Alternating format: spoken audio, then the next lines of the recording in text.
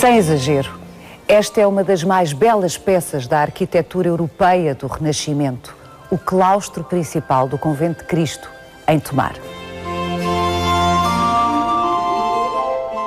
Mas este claustro é muito mais do que um tesouro universal da arte do Renascimento. É a construção que rompe de vez com o nacionalismo de Dom Manuel I e abre Portugal ao cosmopolitismo do Renascimento.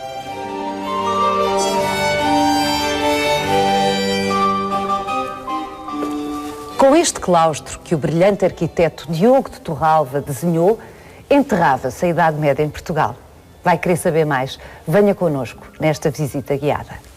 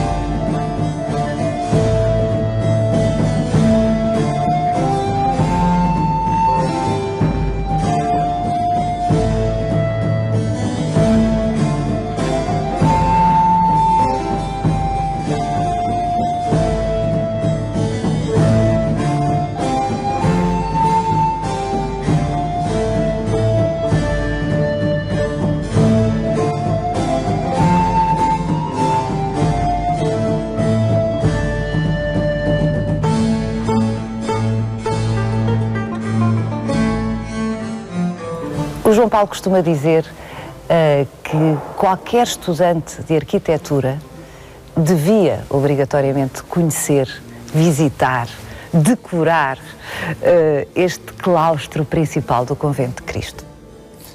É verdade, é verdade. E efetivamente, como a Paula dizia ainda há pouco, esta é uma peça extraordinária, uma obra-prima mundial para a história da arquitetura.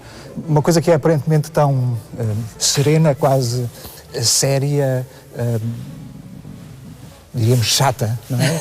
É uma planta quadrada, quase um só material que constrói tudo isto, mas depois, olhando com atenção, percebemos uma série de aspectos que são, do ponto de vista formal e espacial, extraordinários.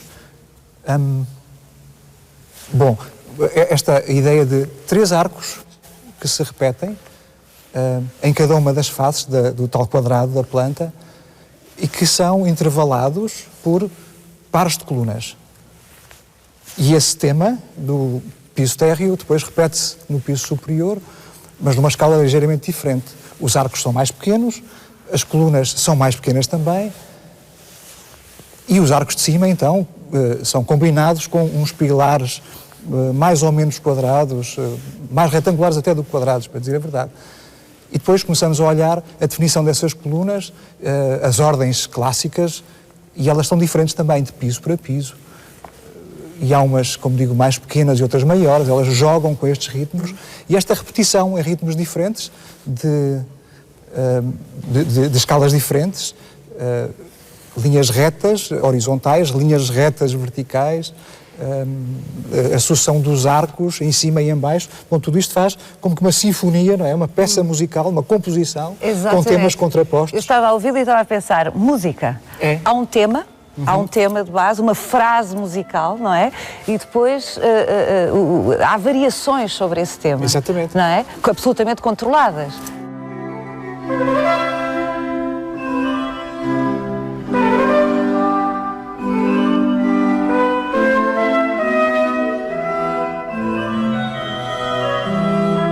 Aqui o controlo, a racionalidade, se quisermos, é absoluta. Não há devaneios, fantasias. É uma regra à partida que se coloca no terreno, digamos assim, e é o uso dessa geometria e dessas regras da arquitetura clássica. Quando diz clássica, evidentemente, a antiguidade clássica. E desta perspectiva, concretamente, nós conseguimos ver a diferença abissal de linguagem estética entre aquilo que é descrito como o estilo manuelino, Dom Manuel I, que é aquele rendilhado, aquela, eu diria em linguagem comum, uma renda de bilros quase, não é? Por cima, e depois o rigor, a sobriedade, a austeridade, serenidade. Deste claustro que é feito, de facto, já a mando de Dom João III, correspondendo a outro paradigma, a outro modelo, que é um modelo romano da Antiguidade Clássica. Exatamente. É claro que nós estamos a fazer esta visita ao claustro grande, o claustro principal do convento, mas o convento de Cristo tem essa importância extraordinária para a história da arquitetura portuguesa, que é combinar estas diferentes épocas e, de facto, este contraste entre a obra manuelina e a obra do arquiteto Torralva torna evidente essa passagem dos tempos, não é? E teríamos ali atrás ainda o princípio da obra mandada construir por Dom João III, do arquiteto João de Castilha. Teríamos lá mais adiante a charola e mais adiante ainda o castelo. Enfim, Tomar, de facto, é um repositório completo de centenas de anos da história da arquitetura e tem essa importância. E aqui, de facto, desta perspectiva, vemos esse contraste extraordinário, não é? Que tem umas décadas de diferença apenas no tempo. Não é muito o tempo que passa e que leva a corte, os arquitetos, a passarem daquela concepção estética super decorada, não é? Hiper decorada, cheia, podíamos dizer isso mesmo. Hoje diríamos pop, não é? Uma coisa excessiva, não é? Completamente hiperbólica. E muito codificada do ponto de vista da imagem, da iconografia, não é? Todas aquelas figuras é suposto terem um significado, tudo aquilo está codificado, cheio de mensagens mais ou menos evidentes, hoje em dia mais ou menos conhecidas também, e objeto de muita especulação, é claro, e muito figurativas. E o que aqui neste claustro temos é justamente o afastamento dessa concepção, não é? E aqui temos, alguém já disse que isto parecia uma maquete construída. Cá está, é aquilo que se poderia ver numa maquete, não é? Num modelo reduzido. É uma boa analogia. Está aqui plenamente construído. Como é que este claustro, com tantas peças magníficas que há na Europa, e concretamente se falarmos do Renascimento, podemos falar de Itália, podemos falar de França, porque é que este claustro, em particular, sendo belíssimo, como vemos que é belíssimo, como é que ele foi classificado como um dos mais belos da arte renascentista europeia?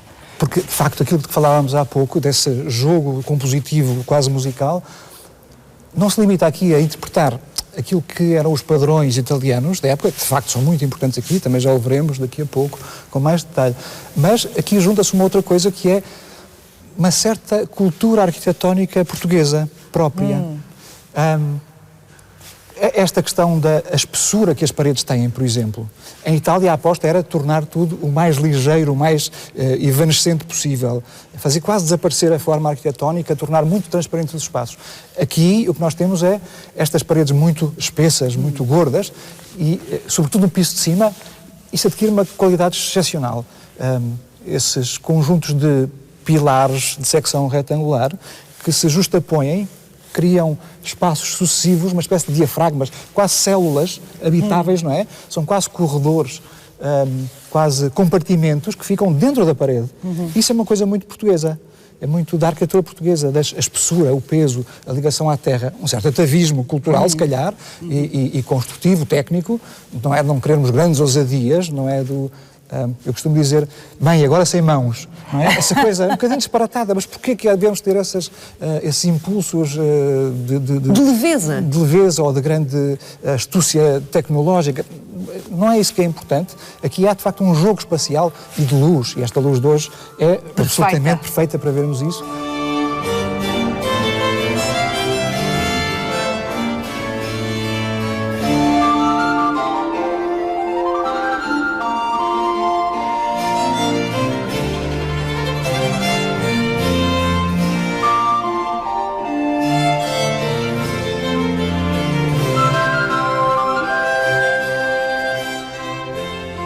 O reconhecimento da excepcionalidade deste claustro foi feito por um historiador da arte de referência, Kubler. O Jorge Kubler, justamente, é um homem que vai fazer no final dos anos 60, publicando já em 1972, penso eu, uma obra que ficou como referência para a história da arquitetura, e ele vai ser quem... De uma o maneira, embaixador. Exatamente, e de uma maneira assim, perfeitamente clara, vai colocar o rótulo de obra-prima mundial ao claustro grande do Tomar.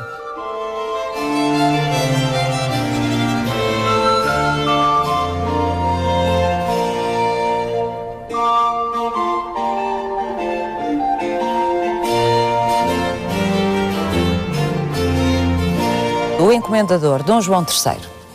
A determinada altura, já no final da sua vida, Dom João III decide que este claustro devia ser reformulado. O argumento usado na altura é de que ele estava incompleto, estava perigoso, estava meio arruinado. Perigoso? Julgo que se diz isso mesmo. Diz-se isso mesmo, mas exatamente é aí que reside a incógnita. O que é que faz com que um monarca que gastou muito dinheiro, para não falar no dinheiro que Dom Manuel I, o seu pai, já tinha gasto, não é? O Dom Manuel I chegou a ser o rei mais rico da Europa, não é? Estamos a falar do início dos descobrimentos.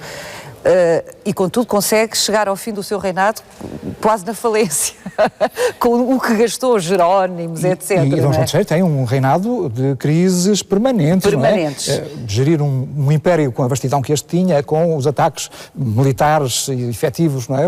Em todos os territórios, era difícil. E era caro. Era caro, e houve crises climáticas, inclusivamente, que dificultaram muito a vida em Portugal nesta altura. Esta primeira obra de João Castilho, inicialmente encomendada por Dom João III, e a segunda obra, que é no fundo esta que estamos aqui a ver, de Diogo de Torralva, o segundo arquiteto a quem Dom João III encomenda a reformulação deste claustro, medeiam quantos anos? Pouquíssimos. A que propósito é que num ambiente de crise, com uma obra recém-feita para todos os efeitos, o mesmo rei manda fazer outra por cima da que existia? Não há explicação conhecida. Não sabemos porquê. Há quem diga que é um capricho, não é? Os especialistas debatem-se com esse problema. É uma exorbitância, assim. Agora, há uma intenção, antes de mais estética, certamente, porque aquilo que aqui temos é substancialmente diferente daquilo que aqui estava.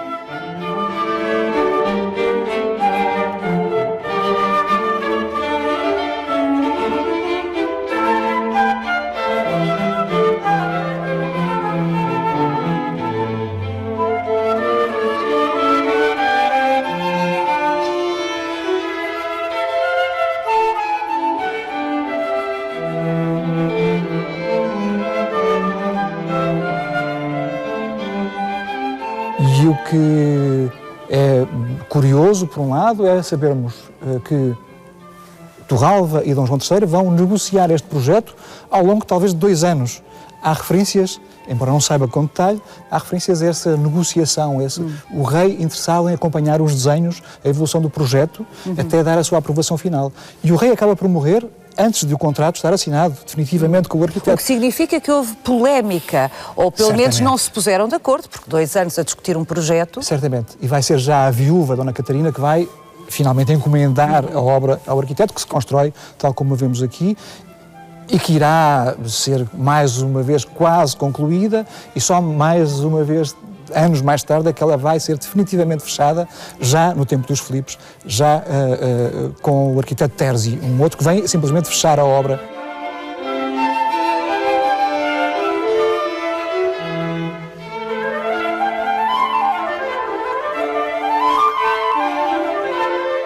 O que nos leva, João Paulo Martins, a uma questão sobre a qual eu tenho sempre curiosidade, que é a qualidade ou o critério do encomendador. Dom João III discutia desenhos com arquitetos porque... Sim. Dom João III era um sujeito, era uma pessoa com uma formação clássica e com um interesse muito especial na arquitetura, como era de resto corrente na corte, os seus irmãos também, há vários com essa formação erudita, internacionalista do seu tempo, e é corrente com outros monarcas da época na Europa terem esse interesse muito especial nesta arte da arquitetura. Enfim, é a materialização para a posteridade do seu tempo, da sua sociedade, da sua visão do mundo que está presente em cada momento na arquitetura, não é? E havia essa percepção. A erudição de Dom João III e o interesse particular pela arquitetura teve, aliás, efeitos fortes em Portugal, concretamente, porque ele manda traduzir uma obra de referência na história da arquitetura. É verdade. O caso é o Tratado de Vitrúvio. É um tratado de arquitetura de um autor romano, do século I a.C., que andou perdido durante muitos séculos, toda a Idade Média, e é descoberto em 1415, penso que é a data, descobre-se uma cópia manuscrita. Início do século XV. Exatamente. E descobre-se uma cópia manuscrita e, isso vai ser o fundamento para a redescoberta da arquitetura romana clássica e para toda a reinterpretação que a partir daí vai acontecer pela Europa fora.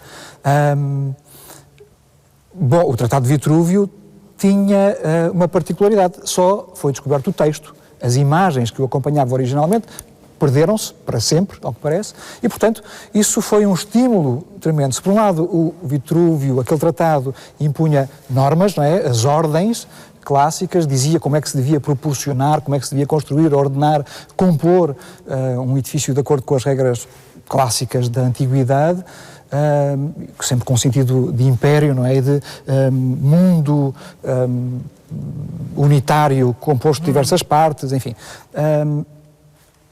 Vitrúvio não tinha, o tratado não tinha desenhos. Os desenhos desapareceram, não... E, portanto, isso obrigava os autores contemporâneos dessa descoberta a reinterpretarem aquelas palavras e a proporem eles próprios desenhos que interpretassem aquilo. O que é aliciante, era interessante, claro. Por um lado havia uma norma, mas havia uma norma tão aberta que obrigava cada um a vir a interpretar a seguir e a fazer desenhos e a propor obras que reinterpretassem isso. Bom, de facto há uma imensa diversidade de abordagens a partir daí, a começar em Itália, obviamente, não é? Onde as ruínas estavam muito presentes ainda e essa memória física efetiva estava muito vivida. Mas depois Vitrúvio vai ser traduzido em diversas línguas e justamente Dom João III vai propor a tradução de Vitrúvio, que está perdida, a tradução em português, a Pedro Nunes, nada menos. Nisso tudo a invenção da palavra impressa. É verdade. É muito importante, senão não seria tão fácil fazer circular essas obras. Obviamente. Os tratados de arquitetura ganham essa importância extraordinária nesta época, porque justamente a imprensa tinha sido descoberta e era possível fazer inúmeras cópias que circulavam entre os estaleiros, entre os arquitetos do mundo inteiro. A redescoberta ou a descoberta do Tratado de Vitrúvio coincide com o início da expansão portuguesa. Exatamente, é curioso observar essa coincidência cronológica.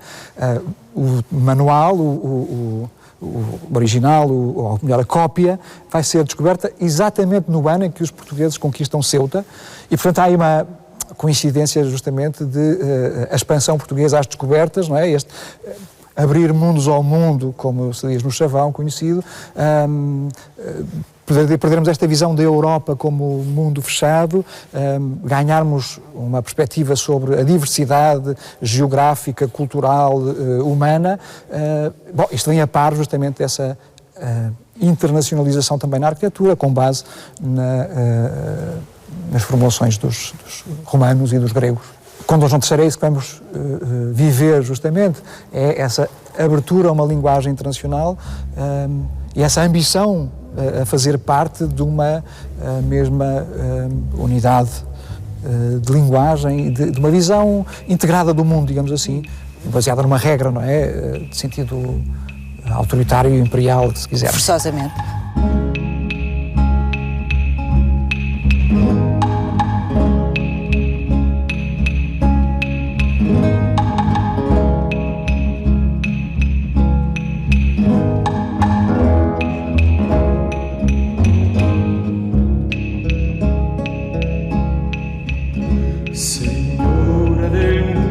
Princesa, seas de tal bueno aparina, aquel soberano supremo Señor, por suma bondad vencida de vos tomé el traje de manso pastor, porque de novia la oveja perdida.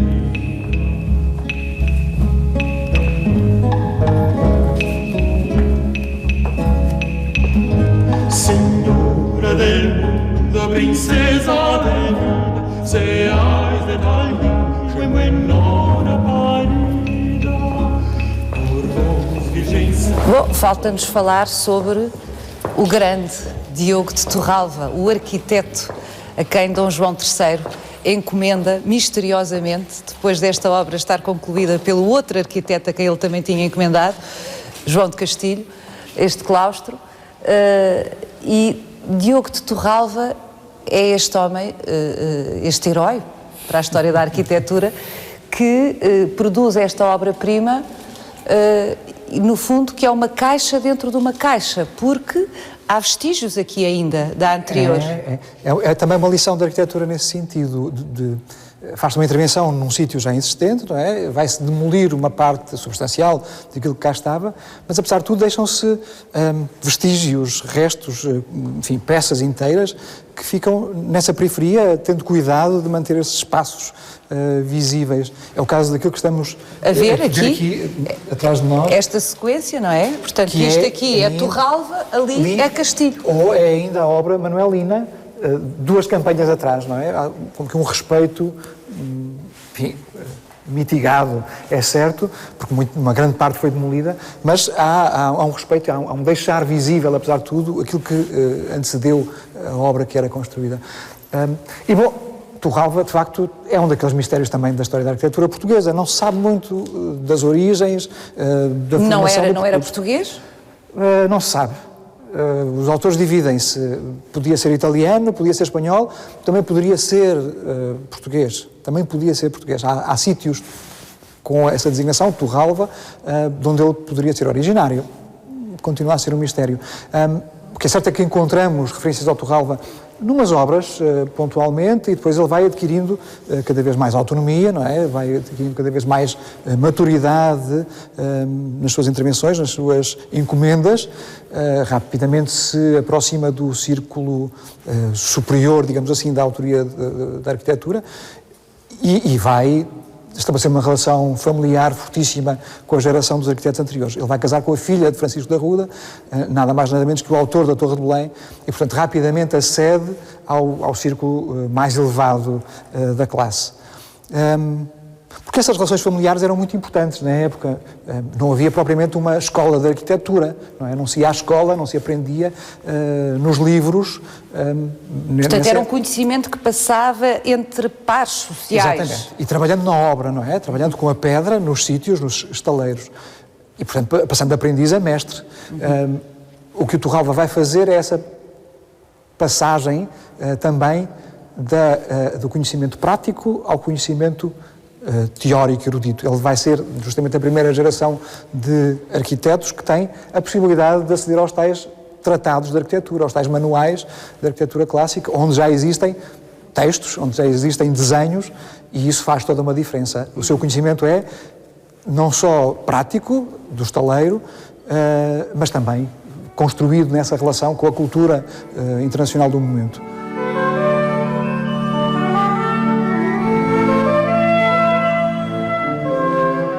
Há aqui uma harmonia perfeita da composição, não é? Há uma definição de um tema que é justamente derivado depois nas suas diversas aplicações espaciais. Uma sinfonia magnífica. Exatamente.